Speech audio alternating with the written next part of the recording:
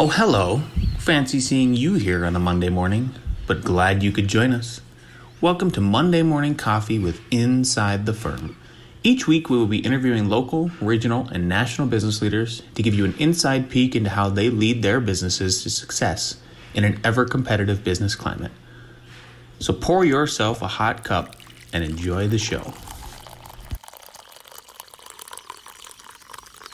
Welcome to another episode of Monday Morning Coffee with Inside the Firm. Today I have a very special guest. Her name is Michele Grace Hottel, AIA, and she has been practicing architecture with her namesake architecture and design firm, Michele Grace Hottel Architect, since 1994. Prior to that, she was a consultant with other architecture and engineering firms in the Los Angeles and San Diego areas, attended Cal Poly, Pomona for architecture. She is a commissioner and subject matter expert for the California Architects Board, a City of La Mesa Planning Commissioner in her third term, the chair of the American Institute of Architects, chair of the Custom Residential Architecture Network, otherwise known as CRAN, for the AIA San Diego and Palomar chapters. She was also the chair of the committee for AIA California's Inaugural Housing Forum for Attainable Housing. She has been on various boards and committees promoting art and architecture in the community, and you can read her blog, I'm a Woman Architect.blogspot.com. That's I'm a Woman Architect, all one word, blogs.blogspot.com, and listen to her interviews with other architects at, quote, I've never met a woman architect before, a blog about her life, the trials and tribulations, as one could say, of being a woman, a mother, a wife, a volunteer, a public servant, and last but not least, an architect. Michele, welcome. Hi, Lance. You have I'm good. You have quite the accolades. That is one of the most impressive intros I think I've ever given. And I've had some super famous folks on this podcast, like John McAfee. So thank you for being on today. Thank you.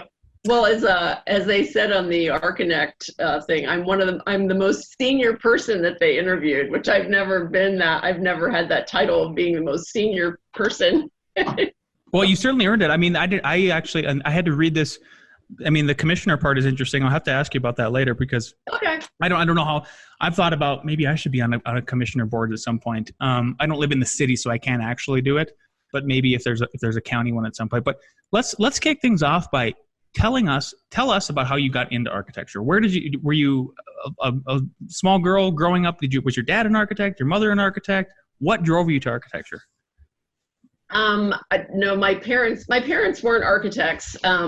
My dad was an engineering major, and then he dropped out of college, and he did work for an architect for a little bit, and then my mom, my mom was a stay-at-home mom till we were, I don't know, maybe 6, and then she kind of went on, and then she became a paralegal. She thought that maybe later on, like after I went into architecture, she said, yeah, I might have gone into architecture, but smart girls went into nursing and teaching in her time, right, when she was college age in the early 60s.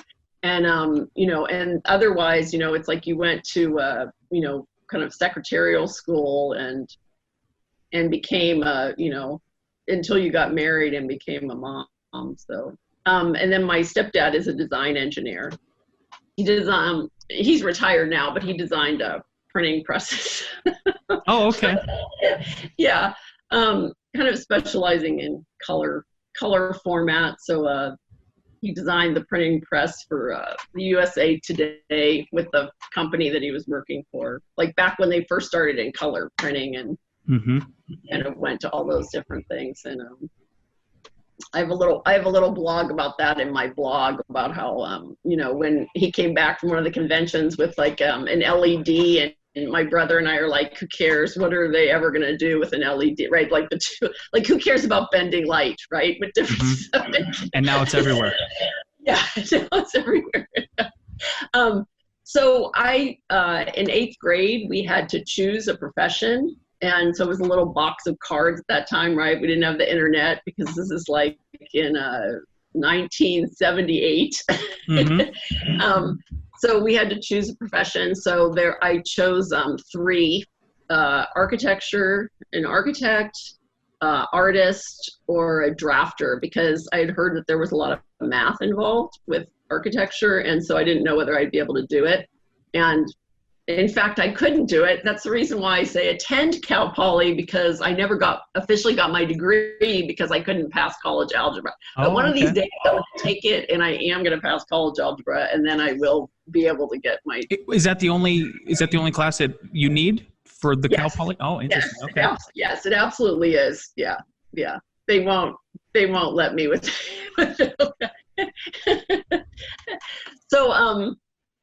So I did pursue architecture. I grew up in Pittsburgh. We moved, my mom and my stepdad moved to California in 1981. I went back and finished up my senior year of high school, moved back out here. And then I went to community college for 2 years because the program at Cal Poly was impacted and we weren't California residents yet.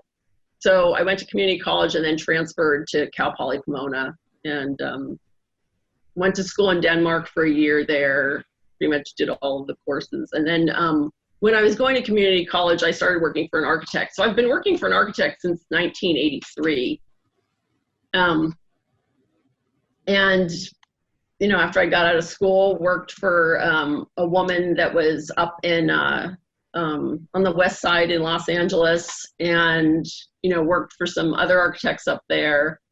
And, then I was working for a structural engineer, had a baby, and decided to because I wanted to, be with, with my baby, I decided to launch my own practice. And that's how it started in 1994. So how did you get your first work? How did you get your first commissions? Well, I got my first project, which looking back is pretty big. It was like adding on probably 2,000 square feet to an existing kind of historically significant house in Culver City. It was the mayor of Culver City's house, and the client didn't want to, they didn't want to pay for the services from the person that I was working for. So the contractor asked, okay, do you want to do this outside of that office? And and so that's what I did. And then I I don't know whether that's technically stealing. I don't think I really stole it from it, because they were I don't know whether they would have wanted to even work with the person I was working with, actually. So so that was my first, and that was probably, I wasn't licensed at the time, so I was probably maybe 27. Yeah, it's 27. And then, and then when I started working on my own, I just started to do because I was working for a structural engineer, people would call up looking for an architect, and then he would say, okay, well, you can, it's like, you can, why don't you interview with Michelle and see if she can do it? And so that was kind of how I got work. And then just different people that I'd worked for before would refer work to me. If it was a project that they didn't want, they would, refer it to me. And then I also did a lot of consulting work. So I really tell people, don't limit yourself and say, I'm only going to take on my own work. If there's another firm that has work and you can be part of that, even for a limited amount of time, just take on, I always say take on as much work as you can. Unless it's just a bad project and they're just not going to pay you, don't limit yourself to the amount of work that you can take on, because what ends up happening is, it's, you'll say that you're going to take on a project, and then that project might not, project might not come through for 6 months, a year or something. So I think it's always good to say okay, I can do it, and then find another way. If you need somebody to draft for you, if you need somebody, then you find a way to do it after that instead of limiting yourself. Yeah, definitely. So none of it was advertising, huh? It was mainly word of mouth back in the day. Lucky you. No, I don't. I'm working on a website, but I don't even have a website. Oh, seriously? That's impressive. I don't have a website. Yeah, that's the opposite of how Alex and I. That's the opposite of how Alex and I started our firm, and we was all online. Every single thing was online. And maybe it's honestly a generational thing. I don't know. Is that we're just so it used to. It probably is. Yeah, I think it is. Yeah. Definitely. I really like that one of the reasons why you started your firm is because you became a mother.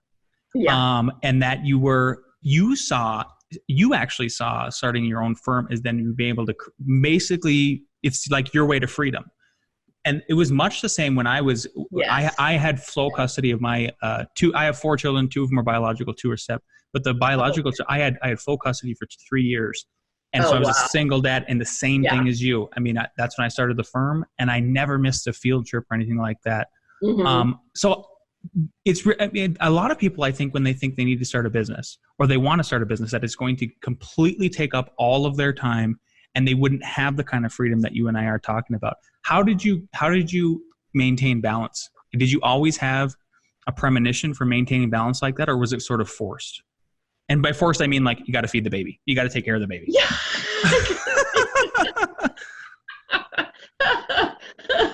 Well, I mean, I kind of like laugh, I mean, because my husband's an architect. So, and he would always work for a firm. I mean, he had no interest in working. And initially, I think that we thought that maybe we could work together, but we realized that we really couldn't. I mean, we worked together for probably 6 months at another person's firm.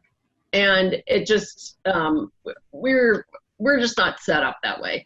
And so he always wanted bigger projects. So it was more, so it's like, I decided to take on kind of the part-time worker role and, but then also, take care of the kids. And because I have the breasts, I was, I was the one that was cheating. Yeah. And so that's like one of the reasons. And, I would encourage women though to like make sure that their husband or the father of their children is more involved. I mean, I always felt, and I tell this in a lot of the Mothers in Architecture Facebook groups and things, I always felt like I needed to take on more of the responsibility because I felt like, okay, well, I'm only working part-time, right? And we used to be like 50-50 with the income, and now I'm making less income. So I felt like I had to do more of all of the other things, like more of the child rearing and that.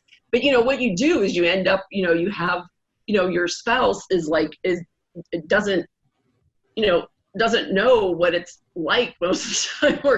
Or I went up to one of the California architect exam workshops, and I got a call from my husband, and he didn't know, who the pediatrician was. He wanted to take my daughter, and I said, oh, it's the same pediatrician that we've been going to for 10 years. So it's like, I really, I felt like it was, it was a failure on my part because had I not felt guilty, because in my generation, you kind of did feel guilty about that. I know that a lot of, women now, they wouldn't put up with that. Right. But I felt like, okay, at the same token, I wanted my husband to, do well with his career, and so I kind of took on, more of those responsibilities, so. How was a typical day for you guys when it was that working, when the kids were small, especially? Was it like he would come home and then take over and give you a break and you would work, or was it just all on top of you guys?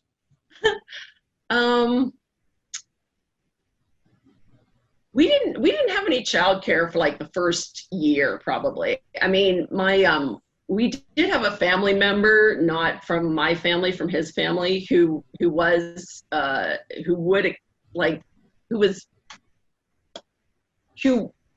wasn't very consistent in their childcare obligations, I suppose I can put it that way. So it was maybe like one day a week, but it wasn't, it's like if something better came up, then they wouldn't show up. So it's like, I can remember one time, I mean, this is the thing where, right, like, so now people have this whole working from home. I know my kids are in the background and everything. And so, my mother-in-law was supposed to show up. I had a meeting with Discrete Logic for a tenant improvement. Now, Discrete Logic did the software for the Terminator movie. And so this is like 1995. I was going to interview with these people, and my childcare bailed because it was raining and because they didn't want to come over. So I put her, I had no backup. So I just put her in the baby backpack on my back, and I show up at the meeting, and I was pretty much dripping wet because it was raining outside, and it's Santa Monica, and nobody has umbrellas or anything because it never rains. So so I'm sitting there in this meeting, and my daughter's in my backpack, and I'm like, oh my God, like they're never gonna hire me for this. And they did. And so, I did the tenant improvement for them. I mean, it was a real small project, but, I still have it. I think that it worked out, well. And so, it wasn't like I did always have some. I mean, after that, I started like getting more kind of backup childcare things, and then we had somebody that was kind of babysitting a couple of days a week, and I had a studio down the street. But then I pretty much, after my second kid, we moved I just moved everything into the house, and then I haven't worked out of the house since 1998 now. So there you go. Yeah. I know what it's like. When especially Kaya, my daughter, she's the youngest. I've brought her to meetings before. I mean, it was in a kind of a way. I don't think you go out and do that on purpose. I think sometimes you just have to do it. But I think everybody who's listening, I think just know that it's not completely abnormal. For me, it was kind of an icebreaker too. We already sort of talked about that with my last name, but like, who's a little cute girl in pigtails? Like, what are they gonna, who's gonna be mad at that at a meeting? Yeah. It was, everybody said hello, and then you went on to business, and it was all good and gravy. Yeah. So, my husband did take her, and we were actually on the west side in Santa Monica and Venice. People would bring their kids into work all the time. If you worked with people, there were kids, and it's funny because like the kids, you would kind of always, laugh at like the things that they would say and things. And one time, and my husband was teaching at the UCLA Extension, and it was after I gave birth to the second child. And so he took her in with him to class. And so, he has her like just drawing or whatever. And he's like up in front of the classroom, like talking. And then she kept interrupting. She's like, Daddy, could you do this for me or whatever? And I mean, the students were fine. I'm sure that there were some students like thinking, oh my God, it's like I paid this money, and this guy brings this out. But, I mean, it wasn't like he was bringing her all the time and everything, but, it's just kind of funny. I mean, you just have to deal with it. Otherwise, it's like you can't, Part of life. It's part of life. It's part of life. And they're going to cross. Yeah, they're going to cross for sure. Yeah. For sure. Tell us what are some of the best and worst lessons you've had running your own firm? Maybe your best lesson and your worst lesson. And I realize I'm putting you on the spot. The best lesson I've learned is that I really, and I don't know whether this is the best or worst, maybe you can tell me, is that I should probably ask for help for things, and I don't typically. And as a sole proprietor, I just think that I can do everything. And, maybe I push off the help until it's too late. And then I'm like, oh my God, I need help. And then, but the best lesson is that, if you put your mind to do it, and with architecture, it's so much that it's like, it's how long you are in the field, right? I mean, it's not a field where you go into and you're a success at 25, 26 years old. I mean, typically you aren't. You have to put the time in, and it's frustrating because you see other people, or in other fields, or making more money and other things. But I mean, it's not, it's not about the money. It's kind of about the satisfaction of where you are, and what, whether you're happy in the career that you have. I mean, there's a lot of people that, they went into accounting, they made a lot of money, they're 50 years old, and they hate their job and they hate their life. And, then they're struggling to find some other career in their 50s where, it's like, if you just put in the time and just keep going, and that, the other thing is, Frank Gehry, he didn't do the parking structures until he was in his 50s. you know, in his 50s, he did the Santa Monica parking structures, you know, and I mean, in his 50s. Yeah. So it's like, you know, now he's in his 80s, you know, the past like 20 years, he's been doing a lot of the work, but for years until his 50s, he wasn't. And then it wasn't until his 50s, he just like, you know what, I don't want to do any more work that I don't like anymore, you know? And then that's when he started, you know, doing other things, and, you know, his career took off, but, you know, he was in his 50s. So I have hope for that. So did I do a good or a bad one? I think you mixed them, but that was all good for me. I thought I appreciated it. Yeah. What is an example of the help? That is it actual help with drafting, or I mean with like something else, like maybe like accounting? Is that where it really? Well, definitely accounting. Yeah. No. If I could have, yeah, an accountant. I think I need an organizer in my life, like an organizer that's like a physical person. So I always said that if I was going to go into practice with somebody, I would like to go into practice with somebody who was more about the business and all of that organizational part. And see, in that part, you know, being a partner with my husband wouldn't be good, because we both want to be the designer, and so there's no person who's super organized in the thing. So I think that's kind of, and you know, in a small office, I mean, you know how it is in a small office. I mean, design is like 5% of what you're doing. Yeah. It's small. Yeah. And like I've told our listeners before is, you know, you hit on a really good point about how architects later in their careers, when they really start doing a lot of them. I mean, especially what I would say is the old guard rock stars, right? Like Frank Gehry, Frank Lloyd Wright, even Zaha. I don't think she started doing the stuff she really wanted to do until late in her life. And then she died, you know, and she still had so much more to give. Yeah. But like for me, it happened, like I'm sitting in the building, our new office building that we designed, built, and developed. It's exactly like I wanted. I go home and I wake up in a little castle that I designed, built, and developed with my wife. Oh, okay. So like I'm satisfied with that kind of stuff. So I don't know, maybe I'll hit this period or whatever. But you make a really good point. I just, any young architect that's listening to this, if they can keep that perspective, I think it's like my wife started me off this week by saying, like, you need to lower your expectations with other people and you'll be happier. And I said, you're right. So I'm trying to do that this week. I get that. I've listened to the TED Talk about that, but you know, it's like, I mean, it's one thing to have unrealistic expectations. It's another thing to have no expectations. True. So you've got to have like somewhere in it. There's plenty of people who have, right, no expectations.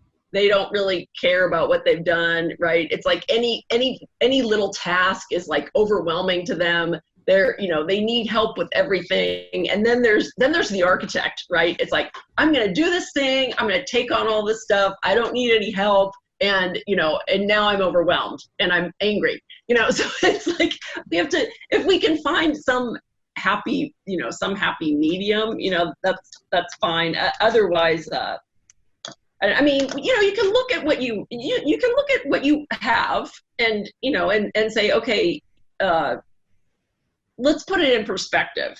Okay. So there's a lot of things that I've done, you know, there's things that I want to do, but like, let's see where I am, and, you know, and let's write down all of, you know, I mean, they do that in a lot of these, right? Like they'll tell you, like, write down all of the things that, you know, that you've done.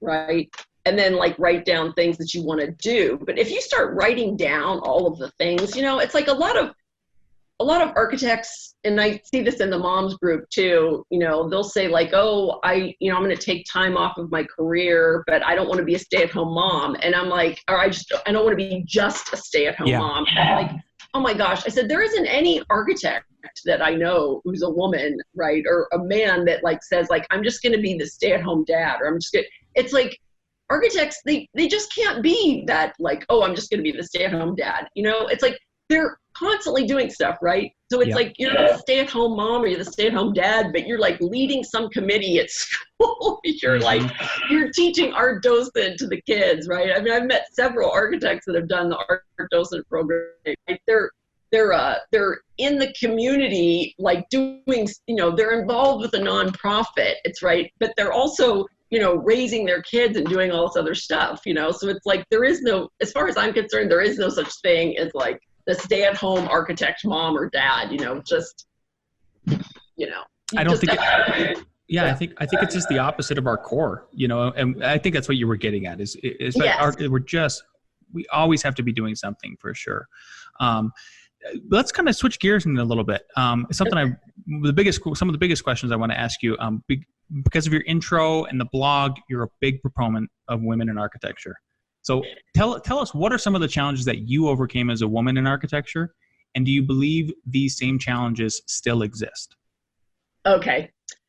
I did overcome some things, many things, I suppose. I won't all of them, but I do think a lot of that exists. I do, the way that I was raised in my house, I was, and from, kind of, right, a white girl, European descent. I was, my mother's side of the family was, there were a lot of women and they went to college. It's like one of my great aunts was, was getting a degree in medicine from Carnegie Mellon Tech, like back when women didn't go to college, right? So these women were in the late 1800s, so I had never really been told that I couldn't do what I wanted to do. When I said that I wanted to be an architect, I didn't hear anybody in my family ever tell me I couldn't be an architect. The problem was that, and then even when I went to community college, the woman that was in charge of the department, right, she was, European descent, had worked in Paris, grew up in Poland, worked in Paris, worked in New York, then came out, to California, was head of the architecture department at the community college, a great mentor, to me. So it's like, I didn't have anything in the first 2 years that ever really said, no, you can't do this because you're a woman, and then I went to Cal Poly and all of a sudden I had like a lot of, right, it's a bigger program. And then I started to hear things like, okay, well, there were probably, trying to think of how many, I think there were like 250 people, like 250 students in second year. So it's like in first year, they had 250 students. They cut like 50% of them, add 125 from, community college and other colleges, 250. And then at the end of second year, right, you're down to like 150 or whatever it is, the attrition is. Yep. And there were probably not more than 10 to 15 of us, we're looking back and Cal Poly, so that was like 1984 when I started at Cal Poly, and they had only started, admitting women to that college in 1975.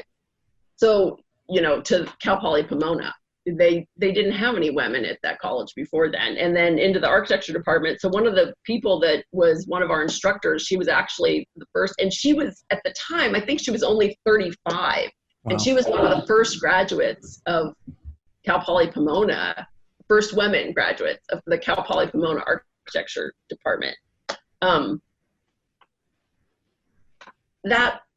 That said, and so there were a lot of things where people said, okay, you're getting by on this because you're a woman, right? It's like they're saying that your work is good because, you're a woman and, your looks and things like that. Oh, you're getting by, on this because you're a woman and all these other, then you have other women that are saying, okay, you wear lipstick, so it's like you're not going to be taken seriously, from other women saying that, right? Yeah. And to that note, I think that I think that women are still held to like a higher standard by men and women, and then I think as far as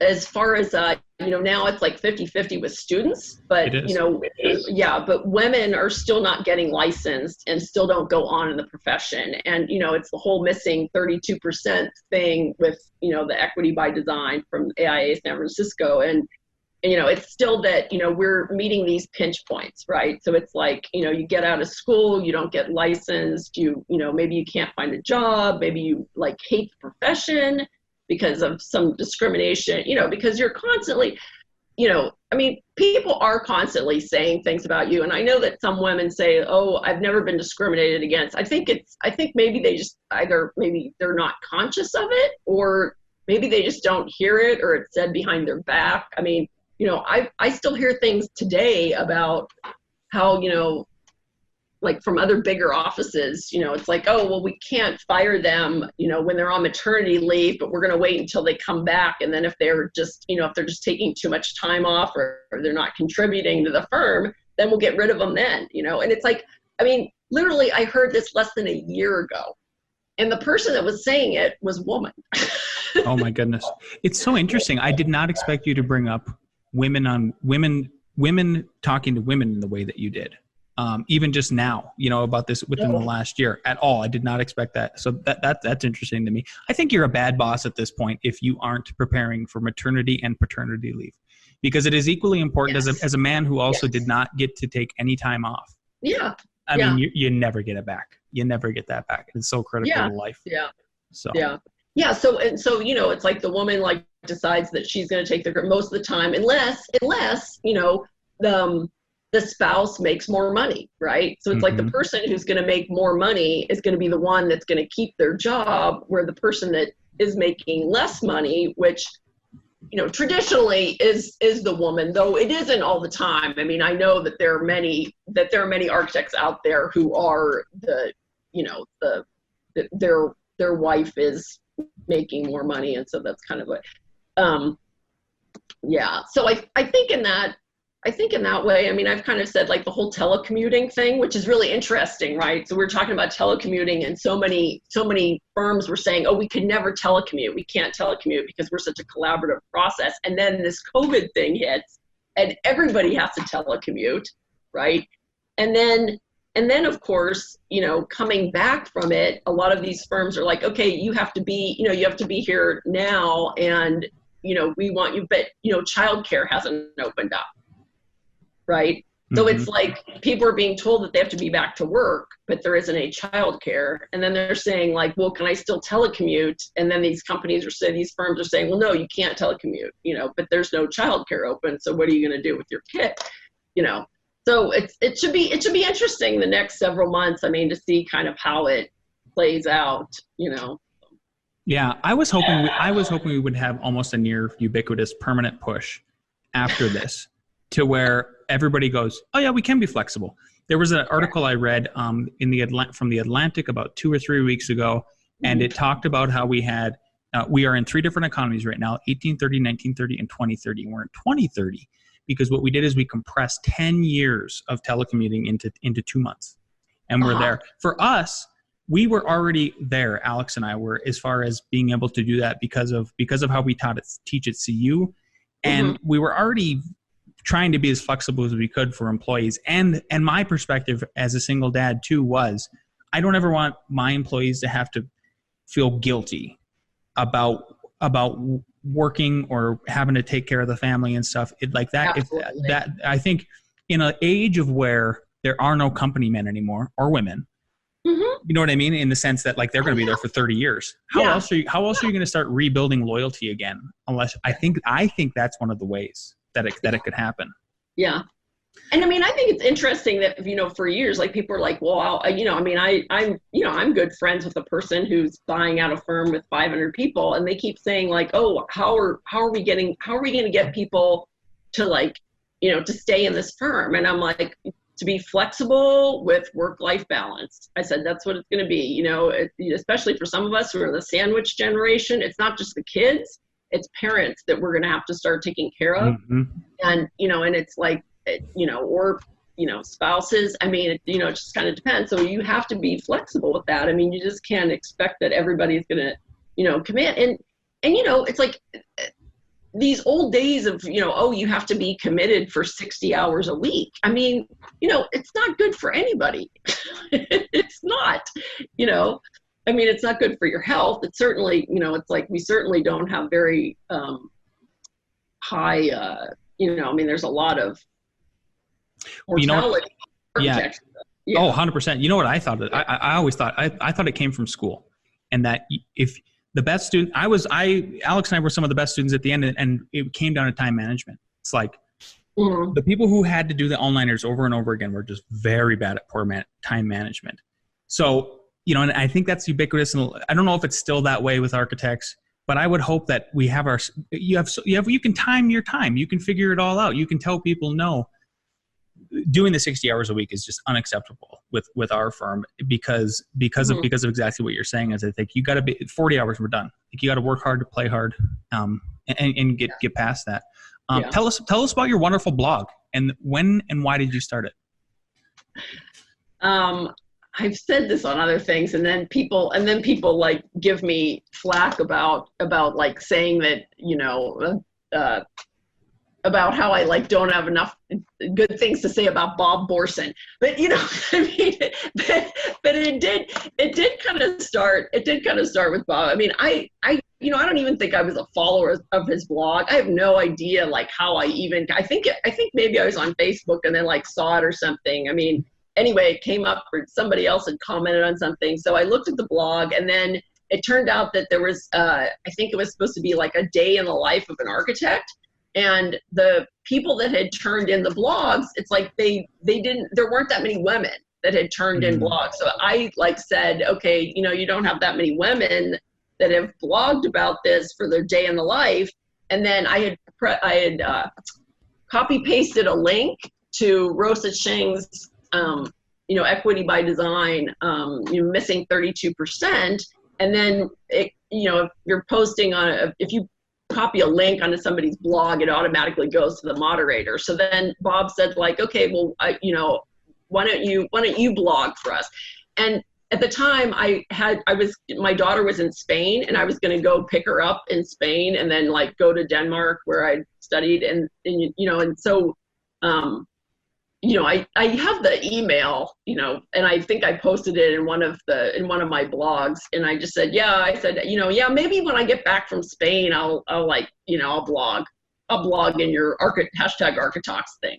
Mm-hmm. And so I did like start going, I did start blogging, we were given a prompt every month. And then since then I've done other, I've reviewed different conferences or like anything that kind of comes up. Like I'm doing a work from home blog. So I kind of did one with Jeff Eccles, and then I started doing like podcast interviews 2 years ago at the AIA conference. So it's like my first one was with Vajan Chakrabarti, who's with POW in New York, and now he's going to be head of Berkeley's architecture school and environmental design school.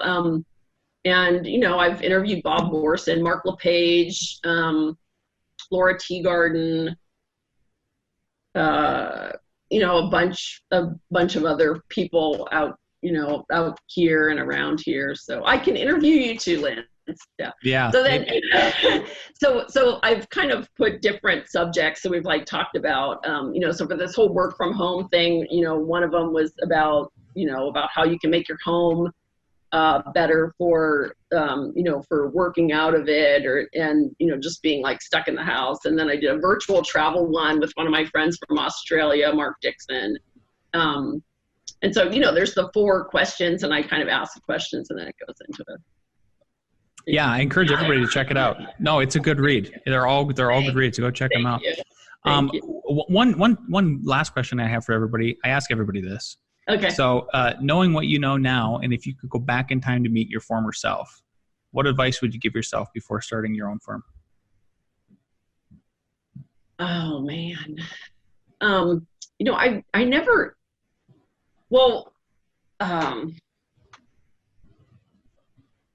because the idea is it's somebody listening who hasn't started their own firm. So don't feel bad about telling yourself your advice. I know.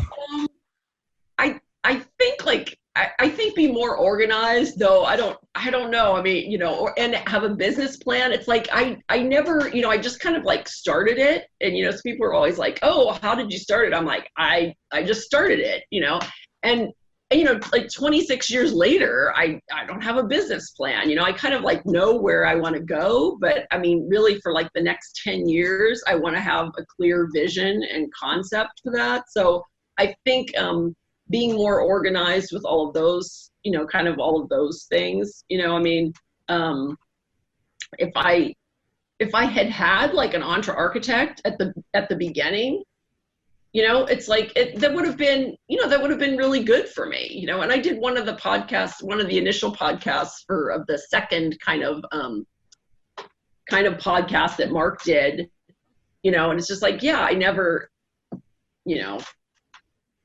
had kind of that structure, that's what so if there was like some structure where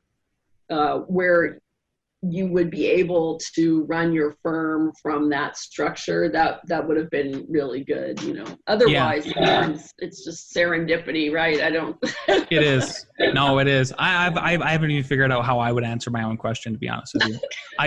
I love putting people on the spot with that question. It's one of my favorite things to do. So no, I think you made a really good point. We, even my generation, we only learned about the Entree Architect maybe 4 or 5 years ago, and you had to technically be licensed to be in there, and we weren't yet, and all this other stuff. So if anybody somehow hasn't checked that out yet, the Entree Architect community, the Entree Architect just platform that Mark runs, and then I would even plug the Business of Architecture. Enoch Sears does a really good job. Those kind of places. Yeah. And I'm not in any of the groups in Entre Architect. I'm just like, viewing it from above. And I, talked to Mark like numerous times about the thing. And with me, it's just being able to commit for it, right? It's like you're running to do all of the stuff over here, and then to kind of commit to like doing, kind of the step-by-step process over here is difficult for me at this stage of the game, but it's not like I shouldn't maybe go back and kind of do some of those things. Yeah, well, I mean, you were alluding to it. Like, what if you wrote a business plan for the next 20? I don't know. Maybe I should do it too. We haven't written one. Well, yeah, see what I mean? Yeah.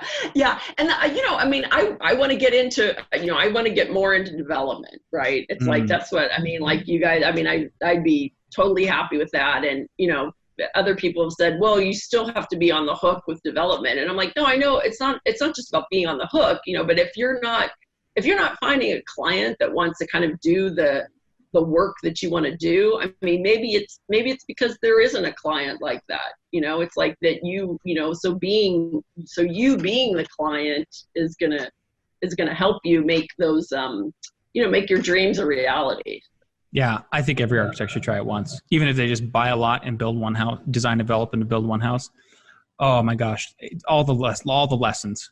You being on the hook just financially alone and understanding, really having I think the feedback loop, being able to close it much tighter because you're wearing all three hats. That's I mean, once in a lifetime experience, maybe for some. I mean, I've even like adding on to the house. I mean, especially with the same contractor that I'd done like two houses for him, that he developed with a small family development company. But even doing my own house, I mean, I was like, oh my gosh, like there's like so many different things that we could be doing to tighten up this process that,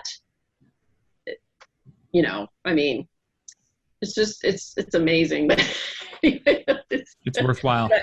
Yeah, for sure. Yeah, it's definitely worthwhile. It's definitely something that I'm going to learn. It's definitely something that I've learned from that, to go forward. Yeah. Beautiful. Michele, it was a pleasure having you on today. If people want to connect with you or work with you or find you on social media, where can they do that? It's on Facebook, it's Michele Grace Hottel Architect. On Instagram, it's at Michele Grace Hottel. Twitter, it's at MG Hottel. And then on, for my blog, it's I've Never Met a Woman Architect Before. I love it. Well, thank you so much for being on. You take care now. Thank you so much, Lance. Thanks for listening. We hope you enjoyed it. And if you did, Don't forget to leave us a 5-star review on the iTunes app. Tip your barista, and we'll see you next week for more Monday Morning Coffee with Inside the Firm.